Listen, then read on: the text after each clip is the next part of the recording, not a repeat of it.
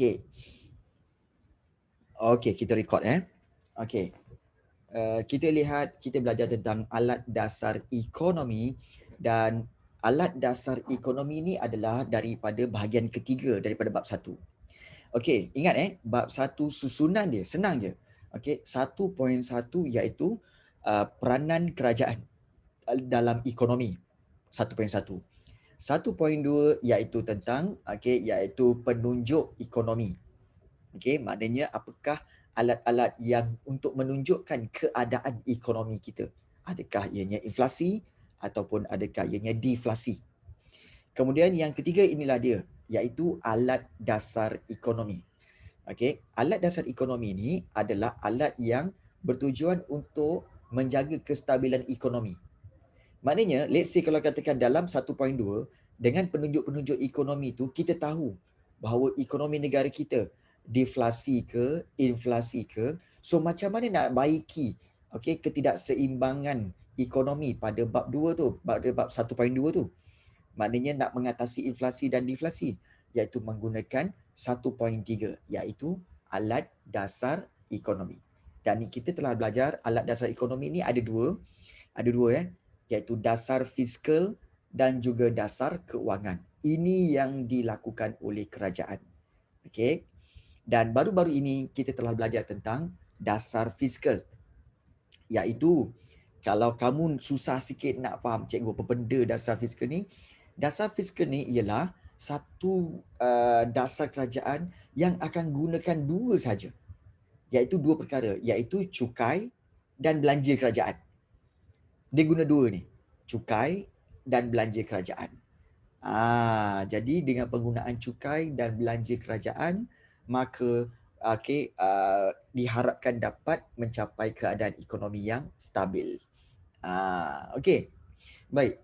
Kamu rasalah dalam keadaan semasa sekarang ni, ekonomi kita ni sekarang sedang menghadapi lockdown for 2 weeks, and then kemudian kita akan bersambung lagi dengan kemungkinan besar adanya PKP untuk 4 minggu kemudiannya. Baik, beritahu cikgu, mungkin kamu secara kesimpulannya beritahu cikgu apa yang akan berlaku kepada ekonomi negara kita selepas PKP semua ni. Okey. Jatuh. Okey. Ekonomi jatuh. Okey, okey. Maybe Afiq boleh definekan pada cikgu apa yang maksud ekonomi jatuh. Apa yang dimaksudkan dengan ekonomi jatuh? Okey, ekonomi kita jatuh. Bagaimana tu? Apa yang jatuh? Apa yang jatuh? Dia tersadung kat batu. Okey. Dia tersadung kat batu ya. Baik. Just bayangkan apabila ekonomi kita, apabila lockdown, bila lockdown, ekonomi, segala perniagaan ditutup. Okey, bila segala perniagaan ditutup, kemudian para pekerja tidak bekerja, duduk di rumah. Okey. Namun untuk penutupan selama 2 minggu ini akan menjejaskan peniaga-peniaga kecil. Okey, peniaga-peniaga besar, syarikat-syarikat besar, mereka ada simpanan yang banyak. Jadi tak ada masalah. Okey, lockdown sebulan ke 2 bulan ke sekalipun, diorang boleh terus hidup macam biasa. Sebab mereka ada simpanan yang besar. Tetapi kalau untuk syarikat-syarikat kecil, peniaga-peniaga kecil, jadi mereka tidak ada sales kat situ. Bila tak ada sales, maka mereka akan terpaksa menutup operasi perniagaan. Bila menutup operasi perniagaan, maka apa yang akan berlaku ialah ramai yang akan hilang pekerjaan. Bila ramai yang hilang pekerjaan, maka meningkatlah pengangguran. Bila berlaku peningkatan pengangguran, maka itu dikatakan sebagai kemelesetan ekonomi. Dan ini telah ditunjukkan dalam dasar fiskal di sini ya.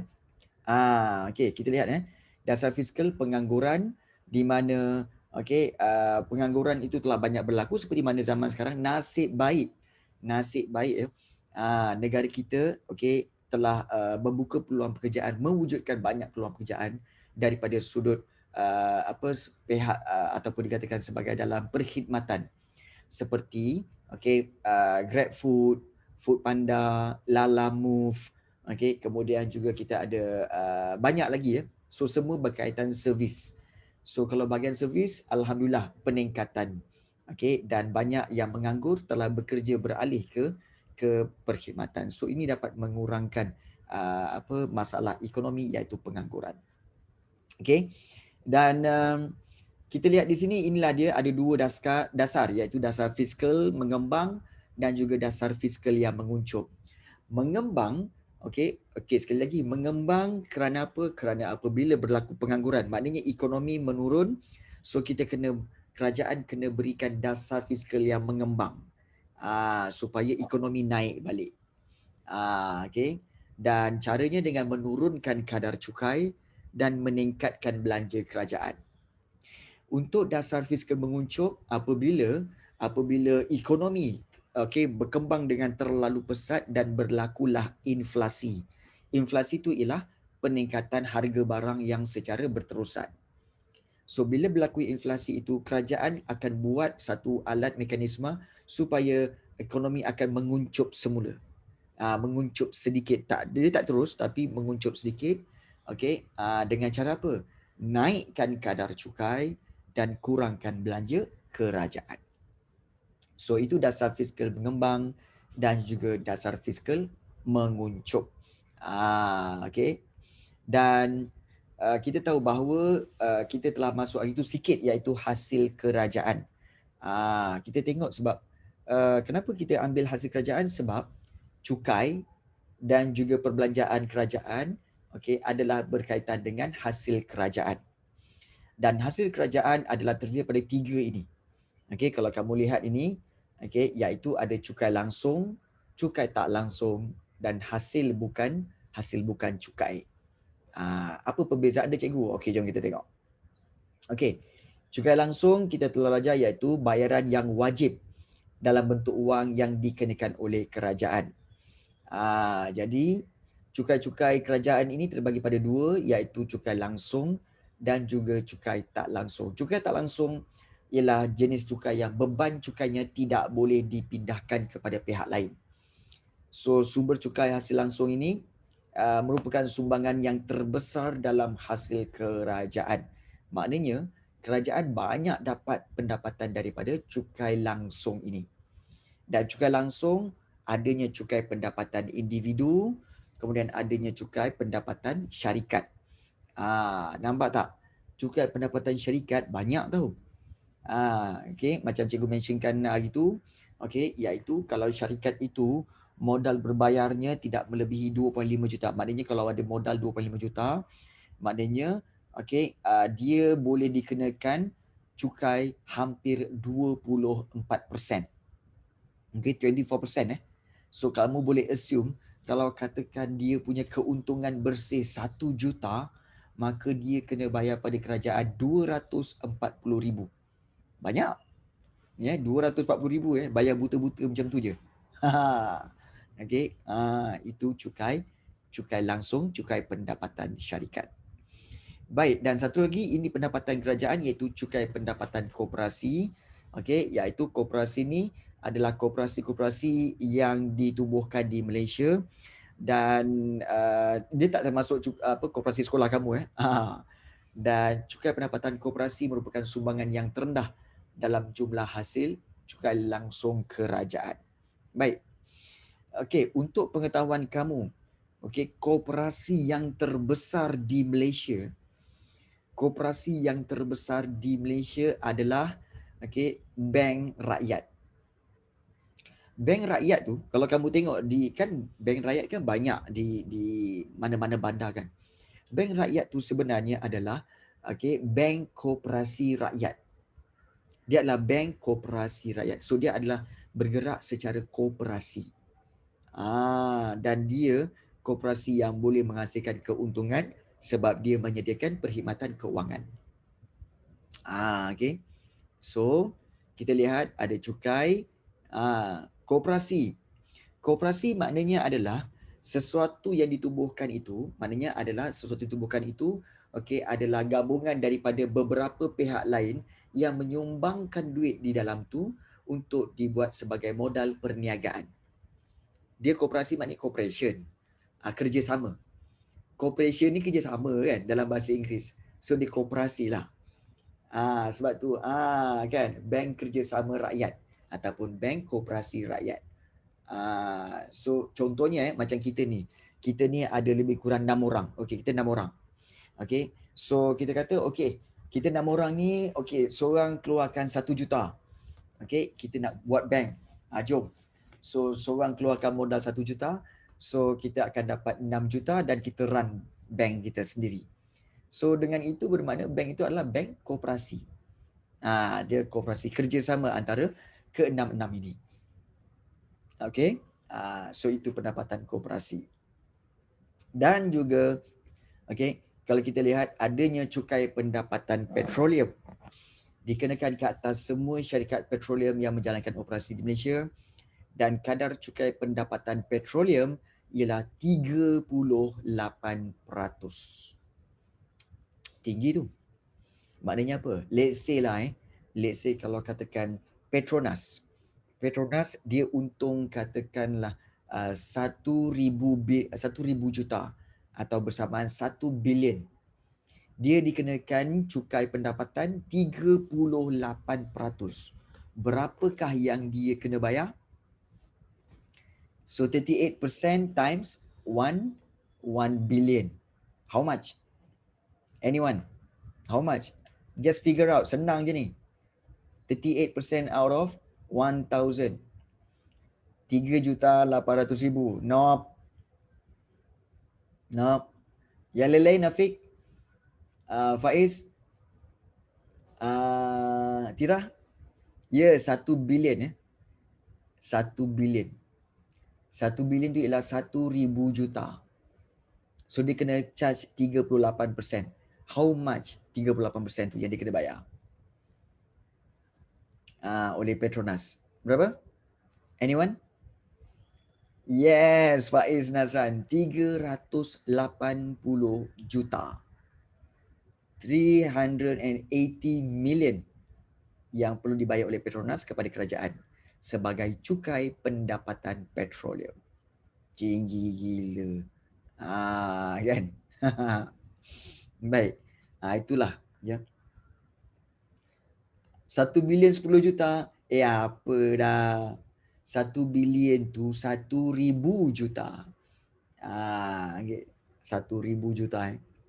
Okey. Baik. Kemudian ada cukai langsung yang lain iaitu cukai keuntungan hartanah.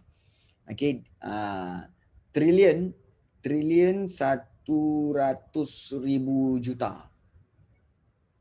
100,000 juta. Yap. Okey. Tu banyak lah tu lah. Tu lion tu banyak lah tu. Okay. Baik, cukai keuntungan hartanah dikenakan ke atas keuntungan yang diperoleh daripada penjualan sesuatu hartanah, itu cukai langsung. Duty stamp, bayaran yang dikenakan berdasarkan nilai sesuatu harta apabila dokumen harta yang dipindah hak milik distampkan. Contoh, proses pindah milik yang dikenakan duty stamp ialah pembelian hartanah dan permohonan peminjam atau bantuan keuangan. Jadi dia berdasarkan duty stamp ni berdasarkan nilai sesuatu harta apabila dokumen itu dipindah milikkan. Contoh kalau katakan Shimir ada tanah kat Puncak Alam. Dia nak jual dengan cikgu. Katakan 300,000. Ya, 300,000. Jadi, okey, so dia kena pindahkan dokumen geran tanah tu kepada cikgu. Okey, jadi kena ada buat perjanjian. Bila buat perjanjian, okey, perlu di-stampkan. So bila di-stampkan, maknanya stamp tu maknanya apa tahu? Disahkan supaya dokumen itu sah. Okey, memang milik Shimir yang akan diserahkan pada cikgu dan juga dokumen itu boleh diguna pakai di dalam mahkamah. Sekiranya ada mana-mana kita kata sebagai saman ke atau sebagainya kan. Tuntutan ke apa kan. Jadi dokumen itu bawa kepada pihak kita kata sebagai pihak lembaga sidang negeri Mereka akan semak, mereka kata apa? Oh, okey. Nilai 300,000, maka kamu kena bayar sebanyak 1%. 1% untuk cukai ataupun duty stamp. 1% berapa? 300,000 kan? 1% adalah 3,000. So kamu kena bayar duty stamp RM3,000, okay, untuk supaya diturunkan chop stamp itu. So duty stamp itu telah dibayar. Itulah dia, duty stamp. Okay, bayaran yang dikenakan berdasarkan nilai sesuatu harta. Kalau harta RM300,000, 1% RM3,000 lah. Kalau harta dia katakan berapa? RM500,000. So dia kena bayar RM5,000 lah, 1%. Duty stamp ialah cukai stamp. Cukai stamp. Cukai stamp dia macam ni.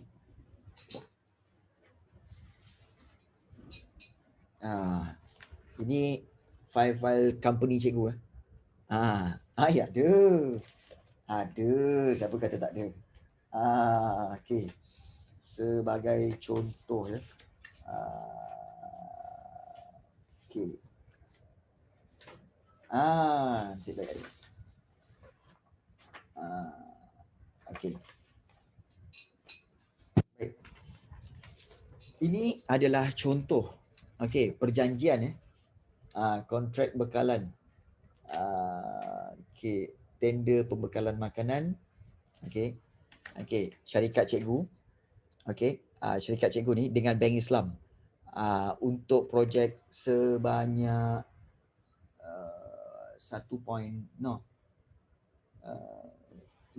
ini tak banyak. Okey, 50,000 je. Okey, ini untuk 50,000. Dan untuk 50,000 ini, okey, dia punya duty stamp yang mana? Inilah dia.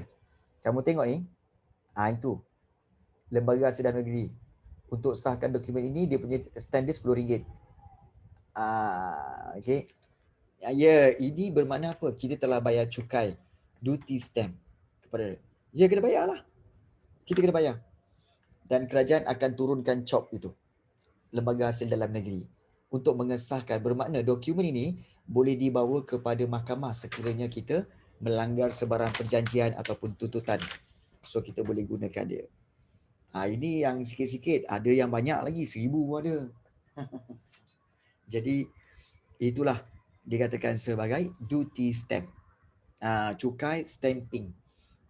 Kalau katakan kamu buat, let's say lah macam kamu buat perjanjian dengan siapa? Let's say kamu buat perjanjian dengan Faiz. Okay, Shimir buat perjanjian dengan Faiz. Okay, Shimir pinjam duit dengan Faiz 10,000 contoh.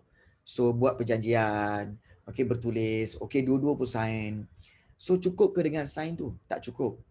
Kamu kena bawa pergi ke lembaga hasil ni untuk dia stampingkan. Maknanya disahkan oleh kerajaan. So kena bayar sikit. Jadi dokumen itu, okay, dokumen perjanjian itu telah menjadi valid dan boleh dibawa ke mahkamah. Seandainya Shimir tak bayar hutang, maka Faiz boleh bawa ke mahkamah dan menuntut. Itu maknanya kerajaan itu sebagai third person. Kerajaan itu adalah sebagai third person yang telah mengesahkan perjanjian korang berdua. Yes. Itu duty stamp tau. Duty stamp. Okay. Baik.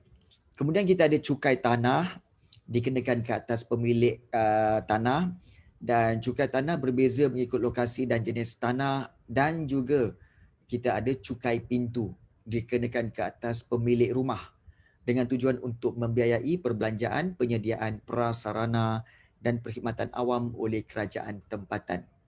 Maknanya apa? Okey, cukai pintu. Kamu semua duduk kat bandar kan?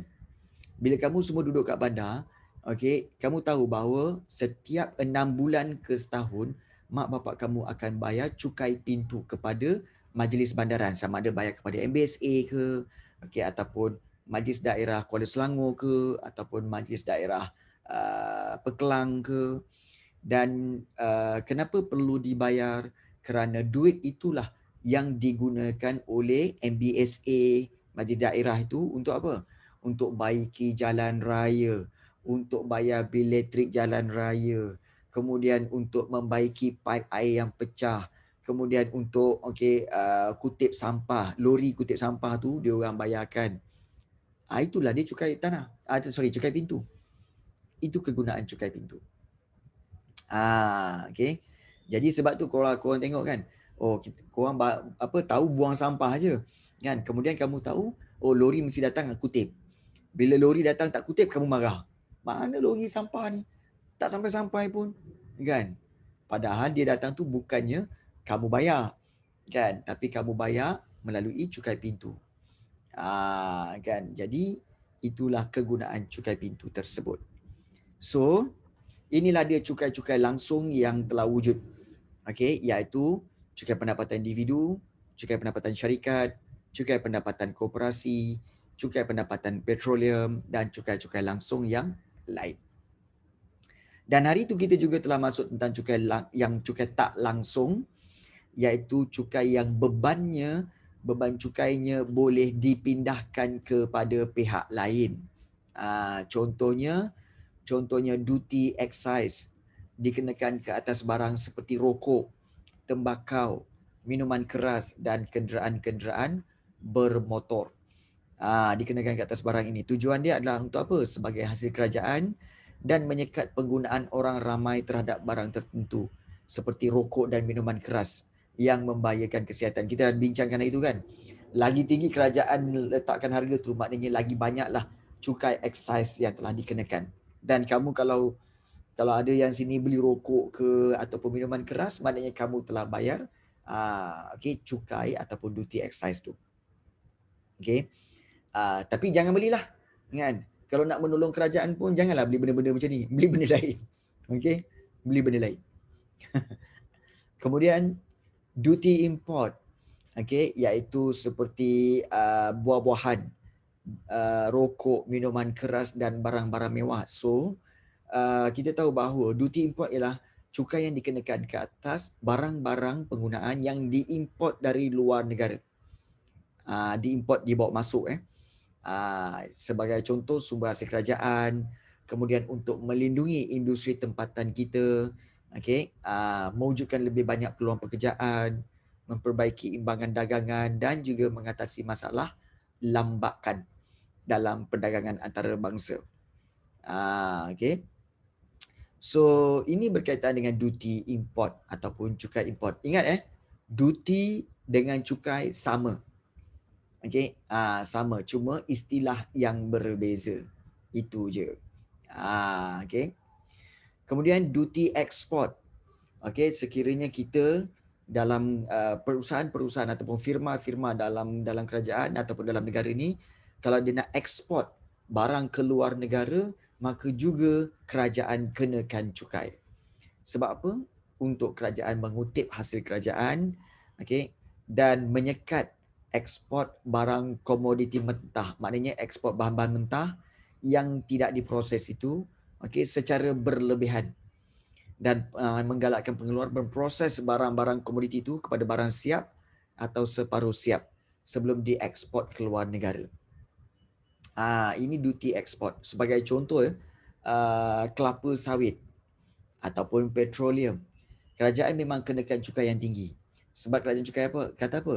Kalau katakan kelapa sawit ni, kalau kamu nak import kelapa sawit, buah kelapa sawit ke luar negara adalah rugi. So kamu nak jual ke luar negara sebagai apa? Sebagai minyak masak, minyak kelapa sawit. So kamu kena proses dulu. Proses dulu, dah siap dulu, kemudian baru minyak itu dihantar, diekspor ke luar negara. So itu caranya. Supaya tidak ada kita kata ekspor barangan mentah secara berlebihan. Minyak sawit kegunaan dia untuk apa? Minyak masak aja, ada kegunaan lain tak? Minyak kelapa sawit. Ada tak kegunaan lain selain daripada minyak masak? Ada tak? Minum. Kau gila ke apa Syamil? Nak minum minyak kelapa sawit? Afiq? Amar Rafiq? Apa kegunaan minyak kelapa sawit selain daripada minyak masak?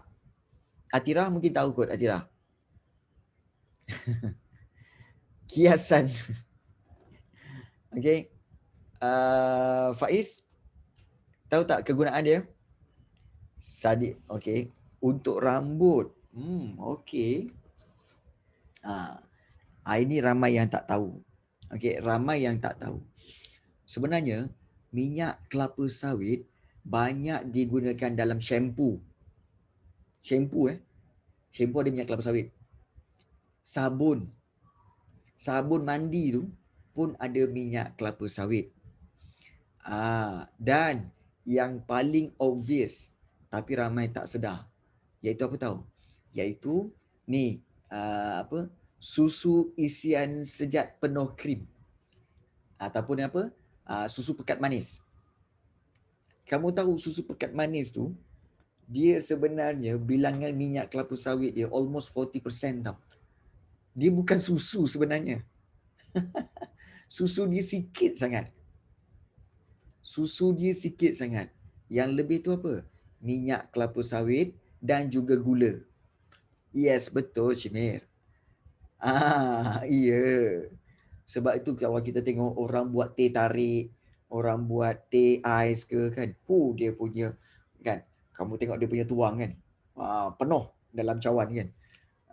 Itu bukan susu, kamu tengok susu betul-betul. Susu original yang fresh milk, dia warna putih, betul-betul putih kan. Yang itu kalau kamu buka, dia macam putih ke kuning-kuningan, macam creamy kan. Sebab dia ada creamer, dia termasuk sedikit susu. Kemudian dia berkilat. Kamu tengok susu tu, mana ada susu original berkilat? Tak berkilat. Tu susu pekat manis, dia berkilat. Sebab apa? Ada minyak kelapa sawit dan ada gula. Jadi itulah sebenarnya susu pekat manis. Tak kira lah Cap Teko ke, FNN ke, sama je semua tu. So itulah kegunaan minyak kelapa sawit ya. Baik. Dan seterusnya, seterusnya iaitu cukai tak langsung. Kita ada duty ekspor, kemudian kita ada cukai barang dan perkhidmatan. Ini dulu. GST. Iaitu cukai penggunaan yang berasaskan konsep nilai tambah. So, golongan berpendapatan tinggi yang menggunakan lebih banyak barangan akan membayar lebih banyak cukai, manakala golongan berpendapatan rendah yang guna sedikit barangan yang diperlukan sahaja membayar cukai yang rendah. Dan kadar GST ialah 6%. Tapi telah pun dibatalkan. Cukai GST telah pun dibatalkan. Kemudian cukai perjudian. Dikenakan atas firma yang menjalankan operasi perjudian berlesen di Malaysia. Berikan contoh-contoh firma yang menjalankan perjudian di Malaysia. Yang berlesen. Contohnya apa? Burung apa? Yang mana? Apakah syarikat? Yang burung tu apa? Sports Toto Sports Toto. Kamu tahu baru-baru ni, biasanya minggu ni ke minggu lepas, ada 2 orang anak beranak telah Sports Toto tu dia menang 26.3 juta. 26.3 juta bapa dan anak. Dia orang beli berjudi dengan Sports Toto tu, dia orang menang 26.4 juta macam itulah. Bukan 1 juta 26.4 juta, banyak tu. Kan? Tapi kasino pun sama. Kasino satu-satunya kat Malaysia ni kat Genting Highland je lah. Kat Malaysia ni kasino satu-satunya kasino yang kita kata live itu di Genting Highland lah. Betul lah pusat perjudian tu bagi duit. Saya ingat Fed. Yes, memang betul. Dia bagi duit. Memang betul bagi duit. Dan kalau ramai yang bertanya tentang benda ni dah lama bincangkan. Dia orang kata apa tahu? Cikgu, negara kita negara Islam. Kenapa ada perjudian juga? Untuk makluman kamu, negara kita bukanlah negara Islam. Negara kita bukan negara Islam. Negara kita adalah negara yang agama rasminya adalah agama Islam. Jadi, okey, sebab itu dibuat pusat perjudian. Kemudian kenapa nak buat pusat perjudian? Untuk memenuhi tuntutan orang-orang bukan Islam. Kerana perjudian ini adalah judi ni sebenarnya adalah salah satu habit daripada orang bukan Islam. Contohnya kan, mostly Chinese lah. Chinese dia memang dia akan spend at least every day RM10 ke, RM5 ke, RM20 ke untuk beli nombor. Kad Magnum, 4D tu kan, Sport Toto. Jadi itu memang dia orang punya dah jadi habit. So dia orang tak mampu nak berhenti. Jadi mau tak mau dia orang pun beli. Kadang-kadang hari-hari beli. Hari-hari beli. Jadi dengan mengharapkan agar mereka menang. So syarikat-syarikat macam tu ada dikenakan cukai. Okay. Dan satu lagi kalau kita lihat adalah levy. Okay. Levy dikenakan ke atas majikan bagi membawa masuk barang dan perkhidmatan di dalam negara, dan cukai ini biasanya digunakan terhadap pekerja asing yang datang ke sebuah negara. Okay. Jadi kalau katakan para pekerja Bangladesh, Nepal, kemudian Indonesia, kemudian Vietnam, okay, semua ini bila bawa masuk ke sini, okay, mereka akan dikenakan levy. Okay, kerajaan akan kenakan levy, tapi bukan levy tu bukan dikenakan pada pekerja tetapi kepada majikan yang mengambil para pekerja itu. Jadi itu dikenakan cukai lah. Okay, satu pendapat kita kalau kita lihat sini, di Malaysia bukan semua penduduk membayar cukai pendapatan walaupun terdapat 31.7 juta penduduk. So pada pendapat anda, mengapakah sistem GST dikatakan sistem cukai yang lebih telus dan adil? Baik, sebenarnya GST okey betul. Okey, sistem cukai yang lebih telus dan adil kerana semua orang kena. Semua orang kena cukai. Ya. Sebab semua orang bayar, tak kira yang kaya atau miskin. Bezanya orang yang kaya dia akan beli barang banyak. So bila beli barang banyak, maka cukai yang dia kenakan pun akan banyak. Kalau orang miskin, okey, beli barangan yang sedikit, maka sedikitlah yang dikenakan cukai. So itu GST. Okay. So ada pro and cons dia lah. Okay. Baik, so itu cukai langsung dan cukai tak langsung. Dan hasil yang ketiga ialah hasil bukan cukai. Selain daripada hasil pengutipan cukai, kerajaan menerima hasil daripada sumber pendapatan yang lain. Seperti apa tahu? Bayaran denda dan penalti. Ini bayaran denda dan penalti. Contohnya kalau katakan, okay, kamu dikenakan denda, saman apa semua kan. Semuanya termasuk dalam nombor 1 ni. Okay, itu hasil bukan cukai. Kamu dikenakan denda ataupun saman kerana melanggar SOP. Duit tu ke mana? Duit tu akan dikategorikan dalam bayaran denda dan penalti. Itu satu. Itu hasil bukan cukai. Yang kedua, bayaran lesen dan permit. Lesen perniagaan, lesen kereta. Semua lesen-lesen tu bayarannya akan dikutip oleh kerajaan. Okay, how often orang Malaysia kena cukai? Sebenarnya orang Malaysia kena cukai tiap-tiap tahun. Setahun sekali. Kepada mereka yang berpendapatan 3,000 ke atas.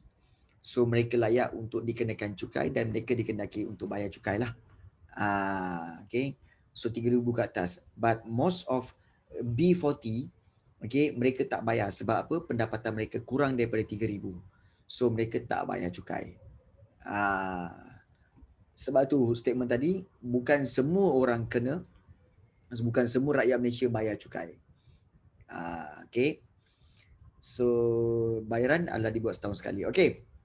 Kemudian faedah dan pulangan pelaburan kerajaan means that ini adalah faedah dan pulangan daripada investment. Kerajaan juga ada melakukan investment di luar negara. Okay. Dan keuntungannya akan dibawa masuk ke dalam pendapatan kerajaan. Kemudian bayaran sewa, harta dan juga aset kerajaan.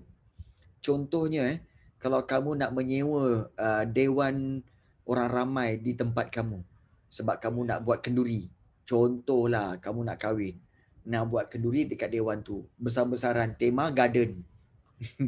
Tema garden. Jadi sewa yang dikatakan, okey, katakan satu hari sewa RM450. So RM450 itu akan masuk ke dalam bayaran sewa harta aset kerajaan. Itu. Kemudian dividen, royalty petroleum dan gas asli. Okey. Berbeza pendapatan dengan royalty. Tadi kita ada belajar tentang pendapatan daripada petroleum. Royalty petroleum dan gas asli ini berbeza sedikit, di mana kamu nak tahu kan, kamu ada, kalau kamu lihat di Malaysia ni ada banyak stesen minyak selain daripada Petronas. Kita ada Shell, kita ada Caltex. Ada lagi ya? Kita ada apa lagi ya? Ada Shell, Caltex, Petron, BHP. BHP ya? Okay. BHP. Baik. Semua syarikat-syarikat yang lain ini, sebenarnya di negara kita ada banyak pelantar-pelantar minyak. Okey, pelantar-pelantar minyak. Tetapi pelantar-pelantar minyak tu ada kepunyaan Shell, ada kepunyaan Petron, ada kepunyaan BHP. Ada tau. Okey. Jadi, okey, mereka kena bayar royalty kepada Petronas kerana mengeluarkan petroleum daripada perut bumi Malaysia. Dan segala urusan berkaitan petroleum Malaysia akan diuruskan oleh Petronas. Sebab itu bayaran itu akan dibayar melalui Petronas. So Shell kena bayar, Petron kena bayar, kemudian BHP pun kena bayar sebagai royalty. Yes, Petronas memang dia collect semua dan dia bayar kepada kerajaan. Yes, Petronas yang utama. Sebab Petronas, apa maksud Petronas? Petroleum National. Dia adalah anak syarikat kerajaan yang menguruskan segala berkaitan petroleum. Segala berkaitan petroleum di Malaysia. Jadi kalau Shell kata nak korek nak ambil petroleum di perairan Terengganu lah, boleh. Tapi kena bayar royalty kepada Petronas. Sebab yang menguruskan petroleum di negara kita adalah Petronas. Itu dividen, royalty petroleum dan gas asli. Baik. Yang keenam, pemberian kerajaan luar negara dan agensi antarabangsa. Ya, ada. Okey, among kerajaan-kerajaan ada juga pemberian kerajaan. Sebagai contoh macam kalau kita lihat semasa zaman pemerintahan mantan Perdana Menteri kita, mantan Perdana Menteri kita yang dulu, dia kata apa? Kerajaan Arab memberi derma sebanyak 40 bilion kepada kerajaan untuk apa? Untuk urusan pilihan raya. Jadi kita pun macam tu. Ya ke? Kan? Ada orang suka-suka hati ke nak bagi 40 bilion percuma je kepada orang lain? Kan? Kalau 2-3 ringgit tu percayalah juga kan. Kalau 10-100 ringgit pun percaya juga. Ada juga yang orang derma 1000, tapi kalau derma apa dah jadi dengan mantan tu cikgu? Okey, mantan tu telah menjadi bosku. Mantan tu dah jadi bosku. Naik apa? Naik motor LC Naik motor LC bukan, naik motor Y-Suku. Siap ada gambar bosku. Itulah. Sekarang ni tengah melalui sesi perbicaraan atas kesalahan penyalahgunaan kuasa dan juga rasuah. Kan. Jadi itulah. Kan, duit banyak-banyak nak buat apa? Kan.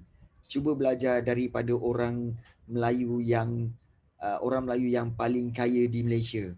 Siapa orang Melayu yang paling kaya di Malaysia? Siapa nama orang Melayu yang paling kaya di Malaysia itu? Kita ada borak hari tu kan. Ya betul, Syimir. Orang Melayu yang paling kaya di Malaysia iaitu Syed Mokhtar Al-Bukhari. Syed Mokhtar Al-Bukhari dia orang Melayu yang paling kaya di Malaysia Kerana apa? Dia memiliki, pertama, antara syarikat dia, banyak syarikat yang dia ada, dan antara syarikat yang dia ada iaitu Gardenia dia punya. Kemudian Produa dia ada saham kat situ. Proton dia ada saham kat situ. Okey, Pelabuhan Tanjung Pelepas dia ada saham kat situ. Syarikat beras pun dia ada saham kat situ. Okey. Jadi dia cakap apa tau? Cikgu baca biografi dia. Dia cakap apa tau? Kita nak kaya sampai mana nak kaya? Kita kaya macam mana pun makan tetap nasi sepinggan. Minum air secawan.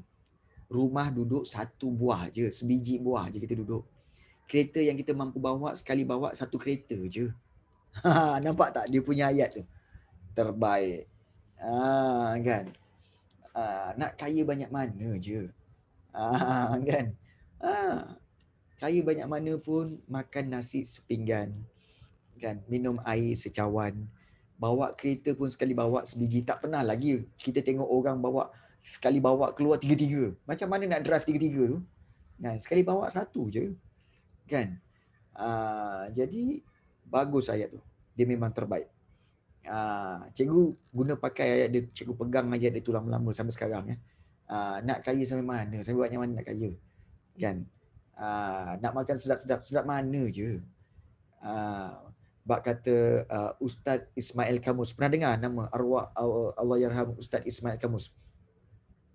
Betul Afiq. Dia besarkan dia punya syarikat untuk berikan pekerjaan ke rakyat Malaysia. Bias. Kamu pernah dengar Ustaz Ismail Kamus dalam ceramah dia cakap apa tahu? Sebenarnya orang kaya ni kan lagi susah nak makan. Ingat lagi kaya lagi banyak makan. Tak, lagi kaya lagi susah nak makan. Lepas tu orang tanya kenapa? Ustaz cakap apa? Iyalah, bila dia kaya dia makan banyak-banyak, dia banyak penyakit. Doktor kata apa? Oh, saya kaya ni, Datuk Tan Sri. Kan? Tapi nak makan. Doktor kata apa?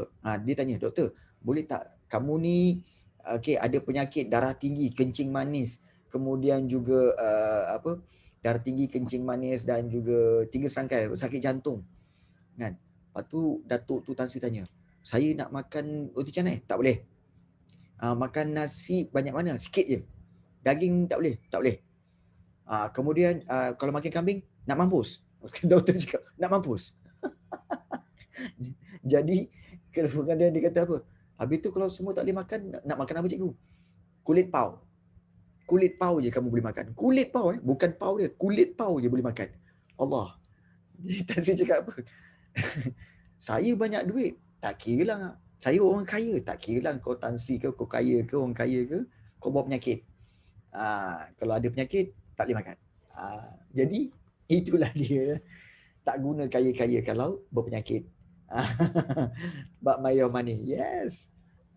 Di sini kalau kita lihat, kaya pun lebih baik buat macam orang tu kan. Bukakan, besarkan syarikat untuk beri pekerjaan kepada orang lain. Macam tu cara dia. Kan? Baru betul. Kadang-kadang nak bantu orang ni, kadang-kadang ramai orang silap. Oh, kalau nak bantu bagilah duit, nak bantu bagilah duit. Tak. Kan? Prinsipnya sebenarnya apa tahu? Okey, kalau kamu nak bantu orang, kamu suapkan makanan pada dia, sampai bila-bilalah dia tunggu kamu suap. Bila kamu tak suap, oh tak ada orang bantu saya lah. Tak ada orang bantu saya. Jadi dia tunggu kamu sebab kamu suap. Ya, betul. Maknanya apa? Kamu kena bagi sudu kat dia, bagi cawan kat dia. Inilah dia. Suap sendiri. So dia akan tahu suap sendiri. Jadi, dia tahu bagaimana untuk hidup. Kalau kita asyik bagi, kan? Kan sampai bila-bila dia akan kata, oh tak ada bantuan lah. Siapa? Tak ada orang bagi pun. Macam Tan Sri Syed Muhtar Bukhari itu betul. Dia berikan peluang pekerjaan supaya diorang boleh berusaha sendiri untuk dapatkan pendapatan. Itu cara dia. Right. So, kita lihat. Hasil bukan cukai yang diterima oleh kerajaan Malaysia memang banyak daripada tahun 2013 sampailah ke tahun 2016. Okey, tetapi bilangan dia semakin lama semakin berkurangan kepada 42 42,000 juta. Bermakna apa tahu? Ini sebenarnya jumlah dia ni, ini bilion ni. 42 bilion, 51 bilion, 53 bilion, 54 bilion. Bilion jadi inilah hasil bukan cukai yang terima oleh kerajaan, memang banyak. Memang banyak. Dan juga kalau kita lihat yang paling banyak pada faedah dan pulangan pelaburan lah. So investment yang paling banyak. So dengan duit yang banyak itu, okey, apakah yang kerajaan akan buat? Nanti kita akan tengok apa yang kerajaan buat. Tapi sebenarnya, okey, kita akan lihat dulu tentang cukai. Cukai sebenarnya ada 3 jenis. 3 jenis cukai, iaitu cukai progresif, regresif dan berkadar malar atas agihan pendapatan. Baik. Sebelum kita masuk kesan cukai, mungkin ada sebarang soalan nak tanya, silakan. Nak tanya apa-apa tak? Atira, Faiz, Amar, Syimir, Rafiq.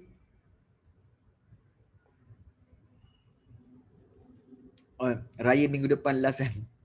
Kau tanya raya? Raya minggu depan. Amar, Rafiq, okey tak? Okey. Baik. Kita santai-santai je kelas ni. Itu berkaitan kesan kita dah belajar tentang cukai langsung, cukai tak langsung semua. Okey. Semua jelas tentang cukai langsung, cukai tak langsung dan sebagainya. Jelas Okey. Baik. Sebelum itu cikgu nak tanya, okey. Bagaimana dengan ekonomi tingkatan 4 kamu? Topik-topik ekonomi tingkatan 4. Adakah ianya banyak atau kita kata sebagai, adakah topik form 4 tu lebih susah daripada form 5 atau kamu rasa form 5 ini lebih susah daripada tingkatan 4? Which one? Okay. Sebab cikgu rasa form 4 punya topik kamu semua dah lagi susah Afiq kata form 4 lagi susah. Form 5 lagi susah rasanya. Form 4 tak faham yang keluk tu. Allahu Akbar. Okay. Baik, yang lain? Yang lain? Amar? Atira? Macam mana? Bab 3 kat form 4 tu payah. Bab 3. Bab 3 kat form 4 tu bukan ni ke? Sistem keuangan. Yes. Okay. Baik. Okay, Faiz Nazran.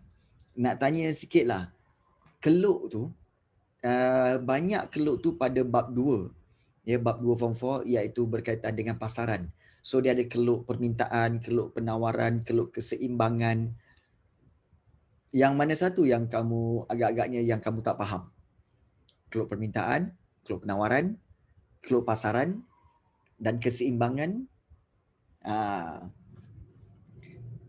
Sebenarnya. Okay.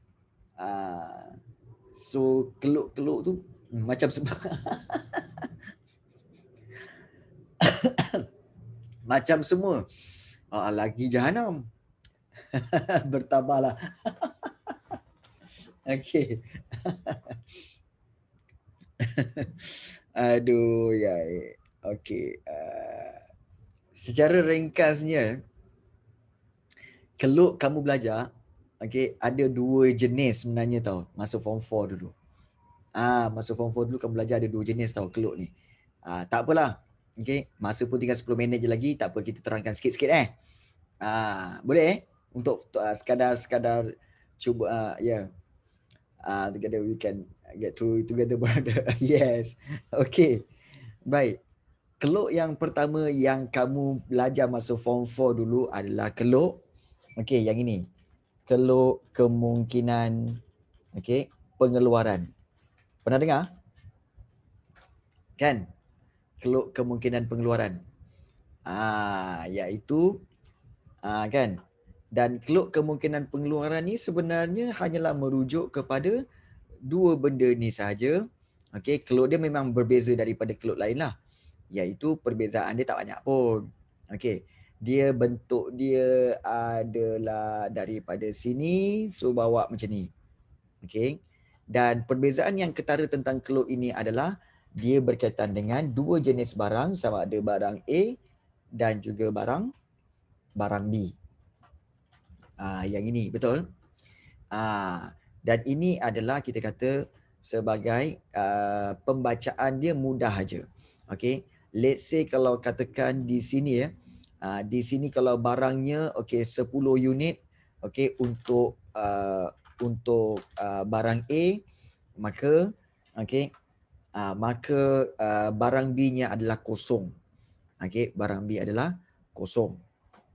Tapi apabila dia turun kepada mungkin di sini iaitu barang barang A nak keluarkan sebanyak 8 unit, okey, maka mungkin saja kalau kita lihat dia punya garisan putus-putus tu, okey, garisan dia begini, okey, dan juga dia begini.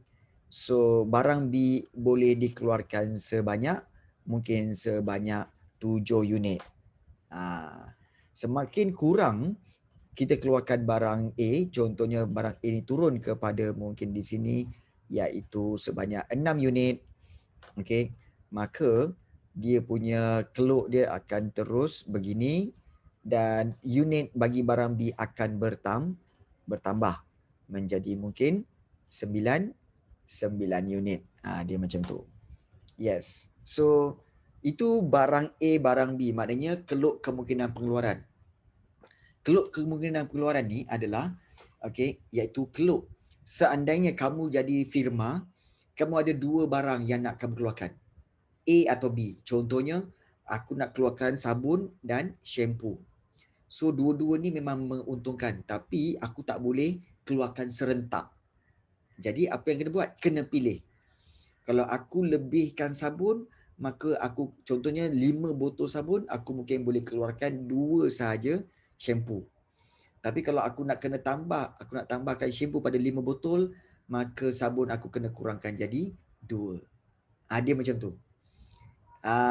Dia tak boleh 5, 5, 10, 10 tak boleh sebab modal tak cukup. Sebab modal tak cukup. Sebab kekurangan faktor pengeluaran. Sebab tu macam kes ni, kalau keluarkan 10 barang A, barang B langsung tak boleh keluar. Tapi kalau keluarkan 8 barang A, maka boleh keluarkan 7 barang B.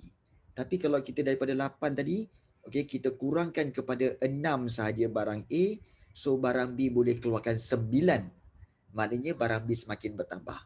So barang A kurang, barang B naik. Barang B kurang, barang A naik. So ini keluk kemungkinan pengeluaran. Okey, barang A dengan barang B. Baik. Dan selalu soalan akan tanya tentang apa tahu? Seandainya adanya titik di sini. Okey, titik di sini dan juga titik di sini. Okey. So apakah nama titik A ini dan titik B di sini? Apa nama dia? Apa nama dia? Kalau A titik apa? Kalau B titik apa? Bukan. Lupa lah tu. No, dia tak ada demand supply. Benda ni tak ada demand supply sebab dia barang A, barang B. Dia bukan demand supply, bukan. Okey. Anjal tak. Kalau kamu lihat, okey, kalau katakan kamu firma, garisan ini, okey, garisan keluk kemungkinan pengeluaran ini dengan kamu gunakan segala buruh, tanah, modal usahawan, kamu telah okey buat all out. Gunakan semua buruh, semua tanah, semua modal, semua usahawan yang kamu ada, kamu gunakan inilah okey jumlah barang A dan barang B yang kamu boleh keluarkan. So, kalau katakan B, okey, boleh capai ke tak boleh capai? Boleh capai. B ialah iaitu apa tahu? Titik ketidakupayaan ekonomi. Pernah dengar? Faiz pernah dengar tak Faiz? Pernah dengar tak? Pernah. Yes. Ya. Yeah. Ketidakupayaan ekonomi. Maksudnya apa cikgu? Maksudnya kan barang A dengan barang B kan kita dah buat keluk macam tu kan. Itu je yang kita mampu. So, bila titik tu di luar daripada garisan tu, kan? Maknanya apa tahu? Kamu tak mampu nak capai titik B tu. Sebab apa? Kamu dah guna all out. Buruh tanah modal usahawan. Dah guna all out. So, kamu dah all out semua dekat sini. Okay? Dah guna all out dekat sini. So, macam mana nak sampai ke B? So, B ni memang tak boleh sampai lah. So, dikatakan, ini B adalah ketidakupayaan ekonomi. Yang A ni bukan lebihan ekonomi, bukan keupayaan ekonomi. Yang A ni ialah apa tahu? Dipanggil sebagai titik apa? Titik ketidakcekapan. Ketidakcekapan ekonomi. Ini ketidakcekapan ekonomi. Kerana apa? Kerana dengan semua buruh yang ada, buruh tanah modal semua kan, sepatutnya kamu patut sampai ke sini. Okey, sampai ke garisan ini. Tapi kenapa kamu sampai sini je? Maknanya kamu tak cekap. Kamu tidak cekap. Dia tak guna betul. Dia tak guna dengan betul segala faktor-faktor pengeluaran. So itulah dia tentang keluk kemungkinan pengeluaran. Nampak tak? Kalau di atas ketidakupayaan ekonomi, kamu memang tak mampu. Kalau di dalam keluk tu, maknanya apa? Kamu tak cekap. Dah dibagi buruh tanah modal usahawan, lah itu je. Itu je kamu boleh capai. Nampak tak? Jadi kamu tak cekap. So soalan tentang A dengan B ni selalu keluar. Tentang keluk kemungkinan pengeluaran. Faiz boleh faham Faiz? Boleh faham tak? Boleh? Tira boleh Tira? Dan buat kertas akhir tahun form 4 hari tu, dia minta terangkan gambar raja di atas tu. Kena buat keluk, tapi dia tak minta kena buat keluk. Sekejap, cikgu faham ni soalan kau balik. Kan time buat kertas akhir tahun form 4 hari tu, dia minta terangkan gambar raja di atas. Tapi jawapan dia kena buat keluk. Tapi dia tak minta kena buat keluk. Tu yang saya pelik. Saya nak terangkan pun susah. Okey, dia macam ni. Berapa peruntukan markah? Berapa peruntukan markah? 4 ke 5. Okey. 4 ke 5 kebiasaannya sebaik-baiknya kamu, okey, untuk 4 atau 5 markah, sebaik-baiknya kamu buat keluk ni. Sebaik-baiknya. Okey, kerana apa ya? Kerana keluk ini akan membawa kepada iaitu sebanyak 1 hingga 2 markah. Okey, keluk ni 1 hingga 2 markah. Okey, 2 markah. Kemudian penerangan dia. Okey, penerangan, kalau katakan penerangan tentang huraian tentang titik A. Okey, titik A kat sini, okey, kamu boleh dapat 2 markah.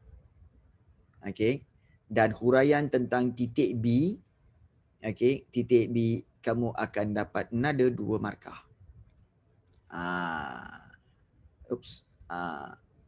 Yes. Jadi okey, tertekanlah pula.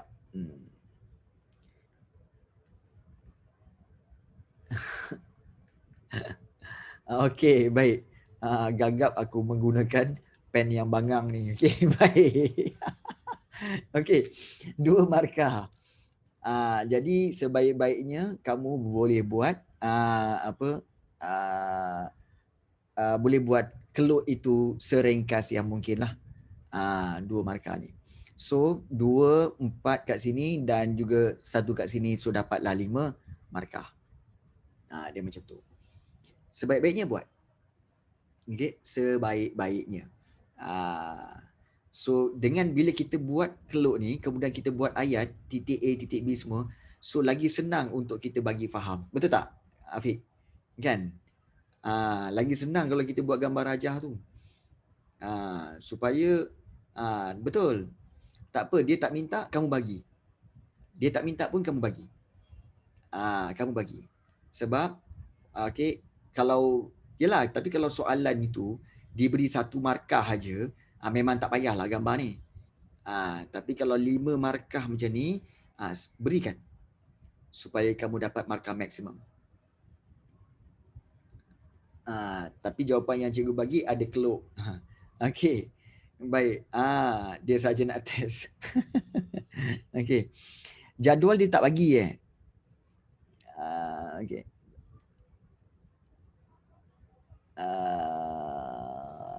Dia bagi. Okey. Gambar ni dia bagi. Maknanya gambar ni dia bagi ke? Ke dia tak bagi gambar ni, dia bagi jadual? Dia bagi jadual. Mesti dia bagi jadual Contohnya dia bagi jadual macam, saya tak ingat. Okey. Mungkin dia bagi jadual macam ni kot. Okey. Iaitu ada barang A, kemudian ada barang B. So dia buat jadual macam tu. Okey. Kemudian kalau dikatakan ini 10, ini 2. Kemudian ini 8, ini jadi 4. Kemudian ini 6, mungkin ini jadi 5. Kemudian sini 4, sini jadi 7. Dia bagi jadual macam ni ke? Kan? Dia ada 2 cara je. Sama ada dia bagi keluk yang macam ni ataupun dia bagi jadual yang ini. Ini pun boleh juga. Okey, yang ini juga. So kalau dia dah bagi yang atas ni, okey, mudah aja. Iaitu kamu hanya explain tentang perubahan-perubahan ini, okey, dan yang ini. Maknanya kalau dia jadi begini, kalau di 8 dia dapat berapa? 8 barang A, barang B 7. Kalau 6 barang A, maka 9 barang B. Kemudian kalau ada gambar aja tu ada titik-titik ni, explain lah tentang titik-titik ni. Dapat nada markah lagi. Macam itulah. Soalan keluk kemungkinan pengeluaran 2 ni je. Sama ada berikan gambar keluk ataupun dia akan buat jadual macam bawah tu. Barang A, barang B. So dia akan senaraikan bilangan kuantiti dia. Banyak. Cikgu lupa nak bagi tahu. Korang ekonomi, cikgu sekolah kamu ada bagi homework ke? Ataupun assignment ke ataupun apa-apa ke? Okey. Ke korang sekarang ni memang banyak? Ada sikit lah. Ke korang sekarang ni banyak? Okey, baik. Begini, seandainya kalau kamu semua ada mana-mana homework yang mungkin kamu tak tahu macam nak buat ataupun bagaimana untuk menjelaskannya, okey, boleh WhatsApp cikgu ya. InsyaAllah cikgu mana-mana yang cikgu boleh bantu, cikgu akan bantu. Okey. So boleh bertanya.